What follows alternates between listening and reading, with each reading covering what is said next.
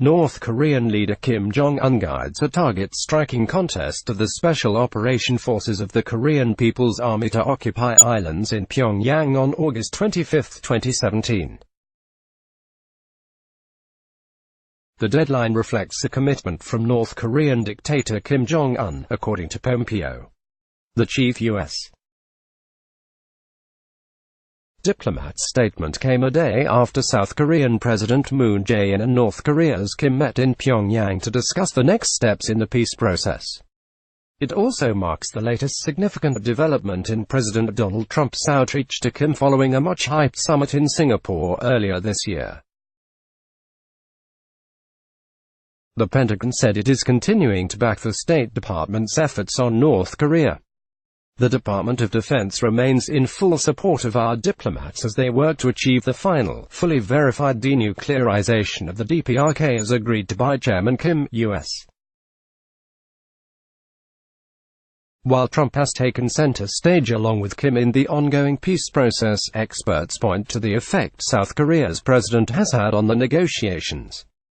I think we can call the recent efforts by South Korea the Moon Miracle, Harry Kasranis, Director of Defense Studies at the Center for the National Interest, told CNBC. South Korea's president deserves tremendous credit for doing what looked like the impossible, as talks between the U.S. and North Korea were headed for a dead end. I think it is clear there is the possibility of a compromise and even another Trump-Kim summit right before the midterms, he added. We welcome President Moon and Chairman Kim's reaffirmation of the Singapore joint statement of complete denuclearization of the Korean peninsula, including the permanent dismantlement of all facilities at Yongbyon in the presence of U.S. and IAEA inspectors. We also welcome Chairman Kim's decision to complete their previously announced dismantlement of the Tongchang site in the presence of U.S. On the basis of these important commitments, the United States is prepared to engage immediately in negotiations to transform U.S.-DPRK relations. This morning, I invited my counterpart Foreign Minister Ri Yong-ho to meet in New York City next week, where we are both already scheduled to be in attendance at the United Nations General Assembly meeting.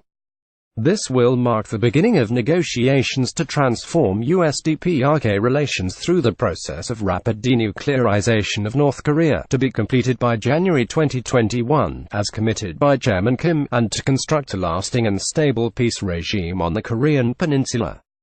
A month after the meeting, the top U.S. military commander on the Korean peninsula said that the material needed for North Korea to make nuclear bombs is still intact. Anthony Wallace, Pool, Reuters U.S. President Donald Trump and North Korea's leader Kim Jong-un shake hands during their summit at the Capella Hotel on Sentosa Island in Singapore June 12, 2018. North Korea's nuclear production capability is still intact, Army Gen. Vincent Brooks, the commander of U.S. forces in South Korea, told the Aspen Security Forum via teleconference. We haven't seen a complete shutdown of production yet.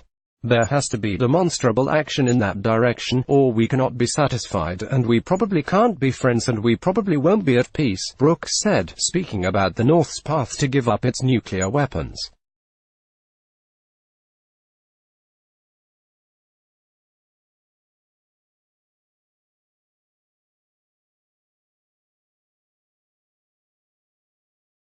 North Korean leader Kim Jong-un inspects the long-range strategic ballistic rocket HWASONG-12 Mars-12 in this undated photo released by North Korea's Korean Central News Agency (KCNA) on May 15, 2017. Read more: a timeline of North Korea's defiant rocket launches in 2017. Since 2011, North Korea has fired more than 85 missiles and 4 nuclear weapons tests, which is more than what his father Kim Jong-il and grandfather Kim Il-sung launched over a period of 27 years. What's more, North Korea is the only nation to have tested nuclear weapons this century.